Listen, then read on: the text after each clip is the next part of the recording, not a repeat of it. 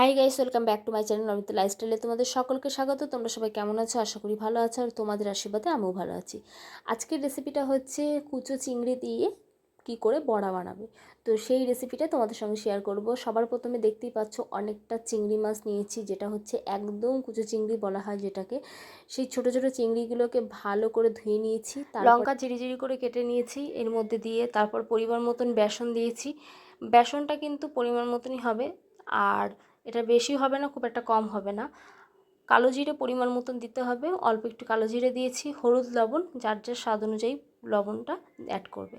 তো পরিমাণ মতন দেওয়ার পরে এটা কিন্তু সবটাই এখন দিয়ে ভালো করে মাখিয়ে নেব। তার কিছুক্ষণ আগে কিন্তু এটাকে আমরা এর মধ্যে একটুখানি পেঁয়াজ অ্যাড করব। পেঁয়াজটাকে একটুখানি ঝিরি করে কেটে নিয়েছিলাম, সেই পেঁয়াজটাকে অ্যাড করে দিয়েছি।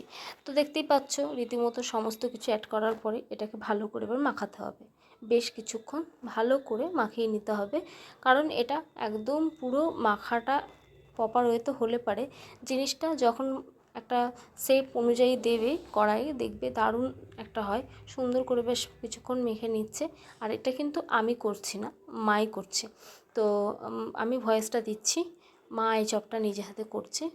আর মা সমস্ত রান্নাতেই পারদর্শী, ভালো, এটা এর আগেও বলেছি। আমি তার থেকেই কিছুটা যতটা পারি শিখেছি, সেই অনুযায়ী তোমাদের সঙ্গে সেটা শেয়ার করা। আর তোমাদের ভালোবাসা পাই, খুব ভালো লাগে, আরও উৎসাহ হয় নতুন কিছু বানানোর জন্য। তো দেখতেই পাচ্ছ এখানে তেল দিয়ে নিয়েছি কড়াইয়ে তেল দিয়ে নেওয়ার পরে কিন্তু এবার আস্তে আস্তে করে সমস্ত চপগুলো এবার এর মধ্যে দিয়ে দেবো।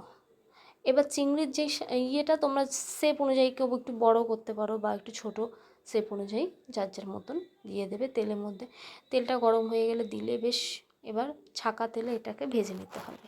আর এটা কিছুক্ষণ হতে থাকুক, ততক্ষণ তোমরা গিয়ে কিন্তু আমার চ্যানেলটিকে সাবস্ক্রাইব করে এসো। যারা নতুন দেখছো সাবস্ক্রাইব করোনি তারা অতি অবশ্যই তাদের গিয়ে সাবস্ক্রাইব করে এসো, কারণ এরকম নতুনত্ব ভিডিও আমি এই চ্যানেলেই আপলোড করে থাকি। তো সবাই যেভাবে ভালোবাসা দিচ্ছ, অনেক ভালোবাসা পাচ্ছি, খুব ভালোও লাগে। তোমাদের কমেন্ট পড়তে ভীষণ ভালো লাগে, আরও উৎসাহ হয় নতুন নতুন কিছু, আরও ভালো ভালো কিছু তোমাদের সঙ্গে শেয়ার করার। তো অসংখ্য ধন্যবাদ যারা আমাকে সাপোর্ট করো, ভালোবাসা দাও, তাদেরকে জানাই অসংখ্য ধন্যবাদ। তারপরে দেখতে পাচ্ছ এপিট ওপিট করে উল্টে নিয়েছি।